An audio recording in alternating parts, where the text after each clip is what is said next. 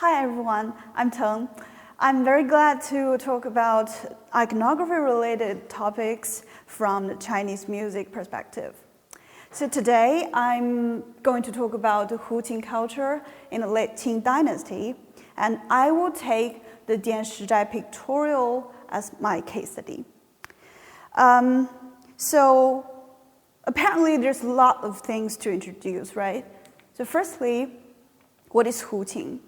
Huqin is a family of bow string instrument that has existed in China for about a millennium, and it looks like this. And the majority of Huqin nowadays is also called erhu, and this is how people play it. So a couple of months ago, a prestigious artist, Dr. Cheng, said to me, "Hey, Teng, you could play erhu and stay in London."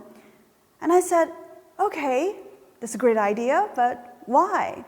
And then she goes, "Because now people love Chinese culture, and when it comes to music, and people just think about erhu."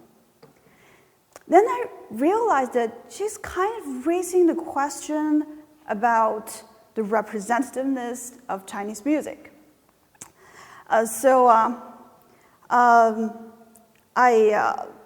Apparently there's no such thing that can overall represent Chinese music.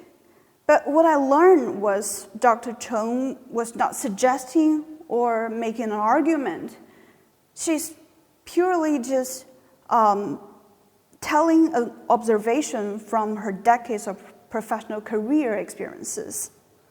It also reminds me that ups and downs on the road of Huqin development. I wouldn't argue that Huqin is an extremely important element of Chinese music, because historically speaking, when China was ruled by Mongolians in the Yuan Dynasty, the Huqin was flourishing as an important court instrument. And then in the Ming Dynasty, it became a cultural taboo of sort due to suppression of Yuan costumes at the time, but managed to survive, thank God, in traditional drama and folk music ensembles. Then, after the establishment of Qing Dynasty, which is the last federal dynasty in China, the Huqin underwent a revival. However, this argument is because of lack of ancient literature. So this argument still needs very solid evidence to prove it. You can see here this fairly ancient literature that directly record this statement. So this is the map of Qing Dynasty, and then the Shanghai and Zhejiang province right now, and Jiangsu province. So we call it Jiangnan area. So today we're mainly going to talking about the pictorials that issues around this area. I'm talking about Shanghai, then I will talk more about that. Another significant change took place in the late Qing Dynasty period.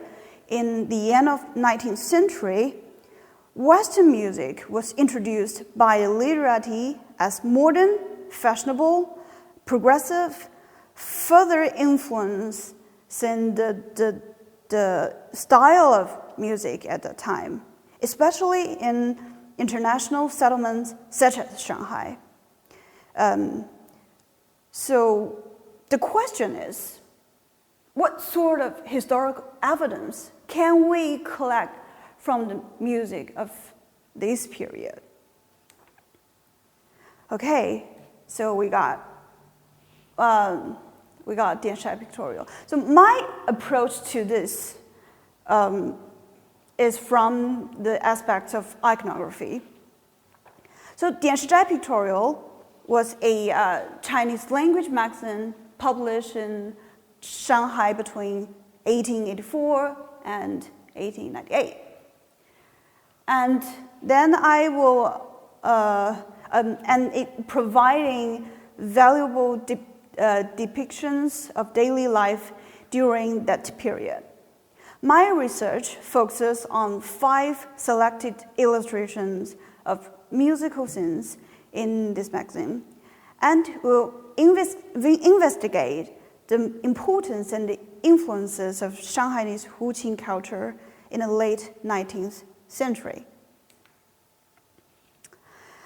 Okay, so the Dianshizhai Pictorial was one of the earliest news pictorials in China, and being the supplement of Shenbao.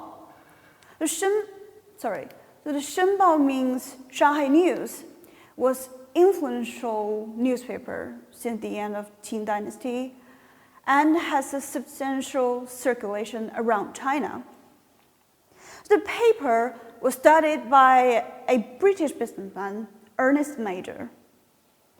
So Ernest Major was different from other foreign newspapers in 2 areas. From start, he made it clear that the newspaper would be for Chinese readers and not for foreigners. He therefore picked those news and issues that would be interesting to Chinese. And secondly, he made Chinese compradors responsible for running the business, and he had Chinese editors select news and write the editorials. Therefore, as a supplement of Shanghai News, the nature of Dianshizhai Pictorial was its journalistic character. Although it only issues for 14 years, it archived massive materials for further study. As you can see here, it published more than 500 issues and containing thousands lithographs of current affairs with written descriptions, and totaling approximately like 1.2 million words. So as we can see here, it's enormous database of pictures and text, which can be used as a significant source of knowledge for the Huqin in the context of the Late Qing Dynasty. In order to comprehensively understand the meaning of the Huqin as recorded in Dianshizhai Pictorial, this study aims to explain the cultural status of the Huqin in different fields, including society, folk costume, music, and popular amusement. And it will do this by analyzing several representative pictures in 4 aspects: form of the Huqin, positions of Huqin musicians, form of performance, and audience reaction. So as we can see here on figure 1, depicts a typical scene in which music is played in a private house. The description of this figure says, there was a wealthy and influential family whose daughters were either choosing to be imperial concubines or learned to play musical instruments. The daughters' playing skill were so impressive, and they were known far and wide. Even visitors from Shanghai sat in the courtyard, appreciating the music and tasting tea. Okay, I just directly translated it. And in this image, a female is sat on this center left, holding a Huqin with 4 pegs. Not sure whether the picture is clear enough. And therefore, the Huqin can be identified as 四胡. So 四 in Chinese means 4. So it's like 4 strings. So although the 四胡has 4 strings, and each pair of strings shared almost the same keynote. The sound of the sihu is sonorous, clear, and melodious, which results in a strong, expressive force. It mainly used in Chinese, this instrument, the sihu instrument, used in Chinese traditional opera, and a style of opera divided from like shadow puppetry, regional operas, Mongolians, folk songs, or folk dance, and folk instrumental ensembles. From this, it can be concluded that the sihu was a principal instrument in arrangement of musical instrument, being similar to composition to modern silk and bamboo ensemble. According to the outfits and the gestures here of the audience, gestures and audience here, they were either a bureaucrat or very wealthy traders. Based on the literature, this kind of small or medium-sized ensemble that's called house music or house troupe, which was very popular in the residence of government officials in the Ming and the Qing dynasty, which we mentioned above. Thus, due to the popularity of house music, the Huqin's prominence and its popularity over time is reflected in this picture, in this inclusion in many instrumental ensembles. Okay, let's move on to figure 2. So figure 2 illustrates refined scholars here and scholar officials who are enjoying a musical instrument ensemble. It's quite classical, silk and bamboo ensemble. So at first glance, you might think about that. If you're familiar with the Chinese ensemble, then that's very popular kind of silk and bamboo named Sizhu ensemble. However, with more careful observation, it can be seen that one instrument is playing by 2 people. The written description of this picture explains that a group from Tianjin, which composed unprecedented playing skills, amazed the audience so much that it was recorded in Dianshizhai Pictorial. In fact, there are records of this form of performance in historical documents by Sun Yun in the Qing Dynasty, and its actual name is eight tones party. I don't really know how to translate it. So I think we need to learn a little bit about 8-tone classification. So 8-tone classification system was the earliest way of classifying musical instrument in China. It includes metal, stone, silk, bamboo, but silk bamboo is always get together, agate, clay, leather, wood. But these performing forms set by Sun Yun soon disappeared 4 to 5 decades later. Okay, then we move to the figure 3. The descriptions of figure 3 reported that there are 2 blind artists, which we can see here, a blind artist playing erhu and the other one is playing sanxian.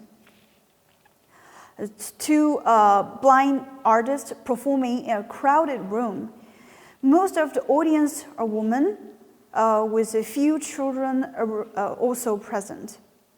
As we can see, there are no fixed seats here in this room, and the whole scene is very lively and dynamic.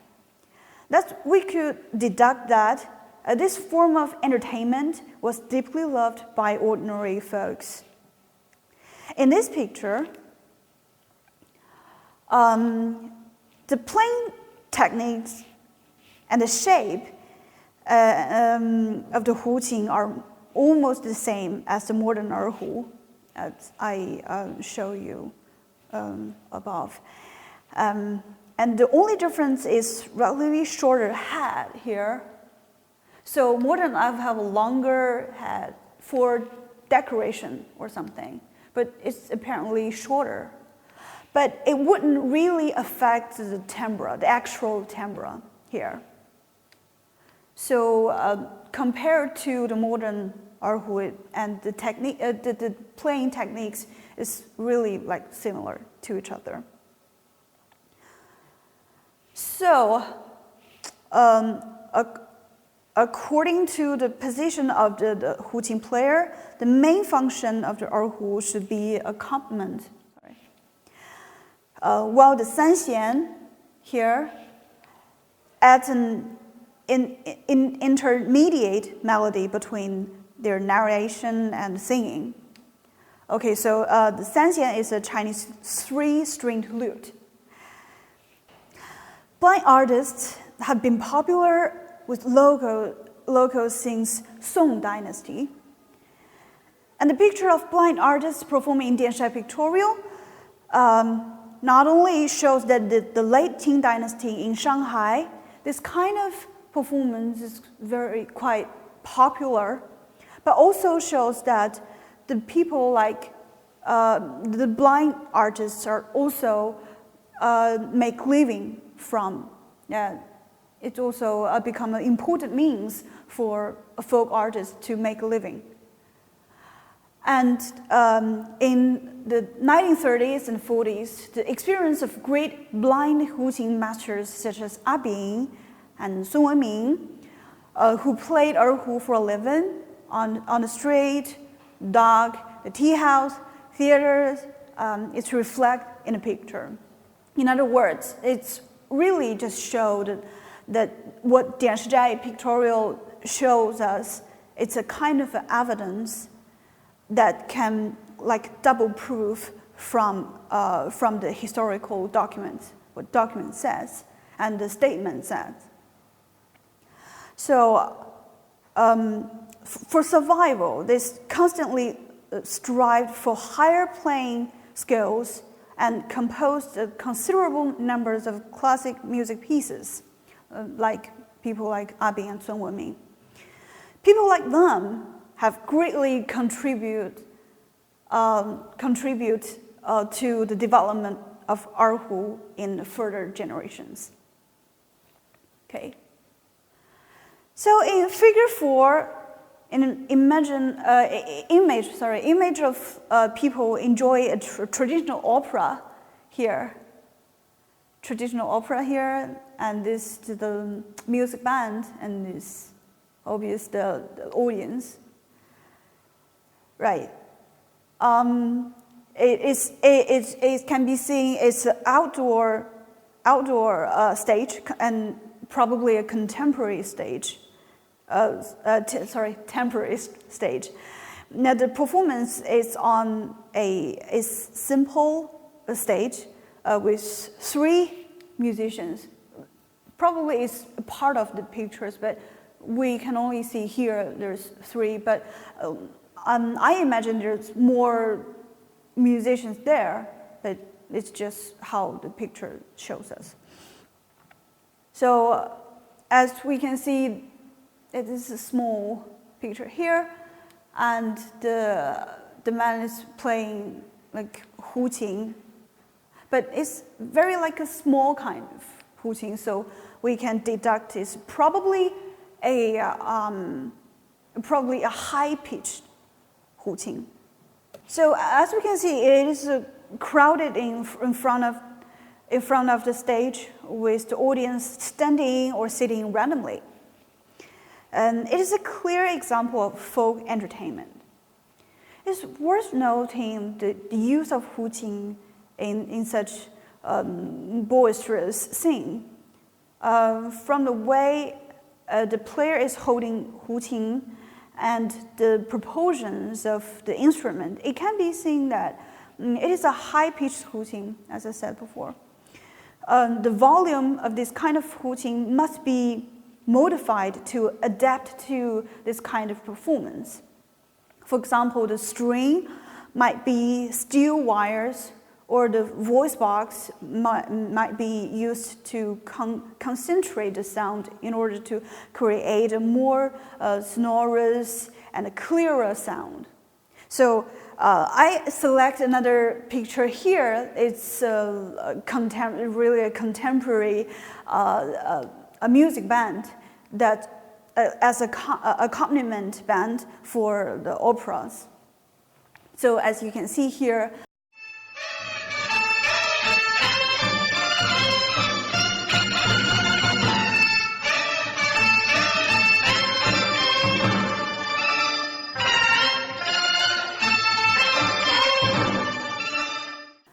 but still, in addition, in terms of three musicians, the Huqin playing being in the center with two small percussion players on each side. This emphasizes the main position of the Huqin as an accompaniment in the opera. Okay, so this is the last one. Figure 5 depicts a typical business street in Jiangnan area. One of the shop is a musical instrument shop. So, and a man is leisurely playing a Huqin. So I assume it's a kind of lively advertisement here. So from the style of playing, it can be concluded that the playing techniques of the Huqin at the time were similar to those at present. Just the playing techniques are relatively, really similar to the modern erhu playing techniques.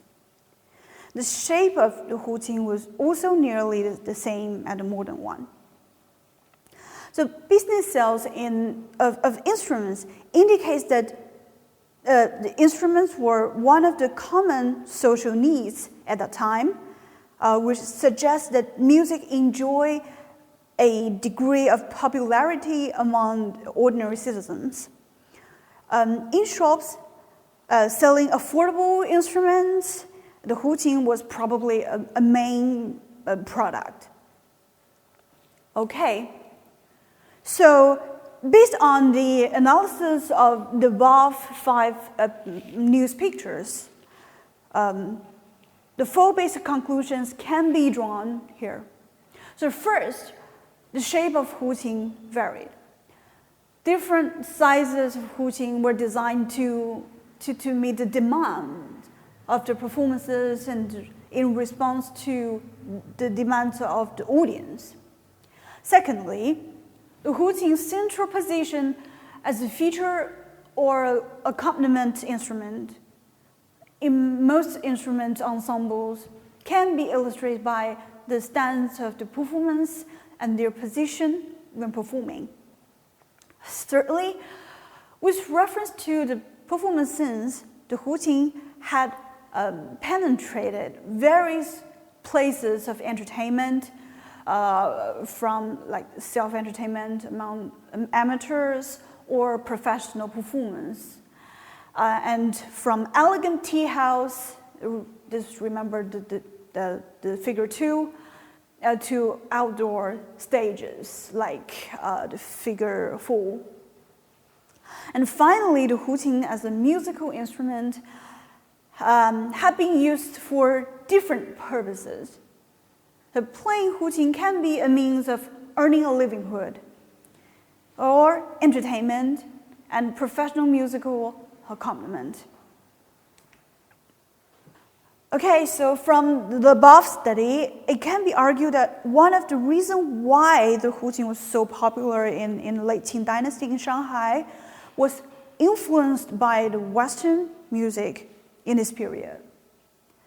As a traditional music instrument, the Huqin itself is more suited to like self-entertainment or being played among a small group of people, Rather than lively public spectacles because of this timbre or volume, it can be seen that Huqin was actually played in many other larger scales public venues.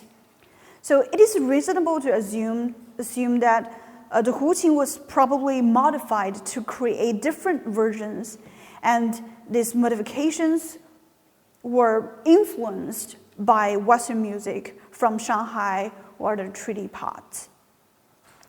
For example, two music reformers made outstanding contributions to erhu: Zhou Shaomei and Liu Tianhua.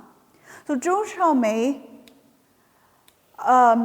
was an outstanding erhu player, educator in modern China, and his contribution to erhu art is predominantly in many aspects, such as broadening the range of erhu or creating a standard erhu education system.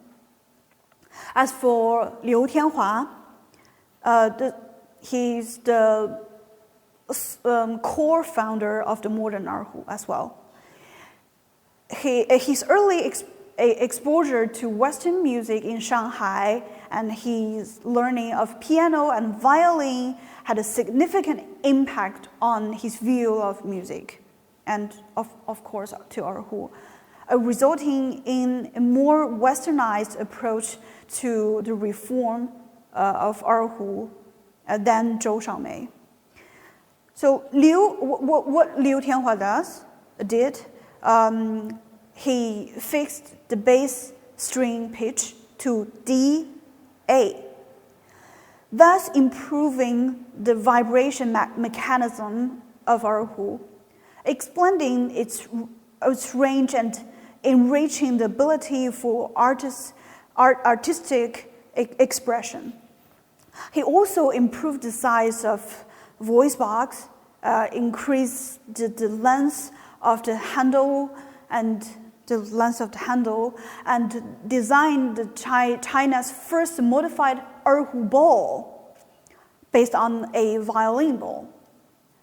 So finally, the effects of Huqin on social culture can be seen from the analysis on 5 pictures. The musical culture of the Huqin was popular in different social classes, and it maintained its independence despite the impact of Western music culture.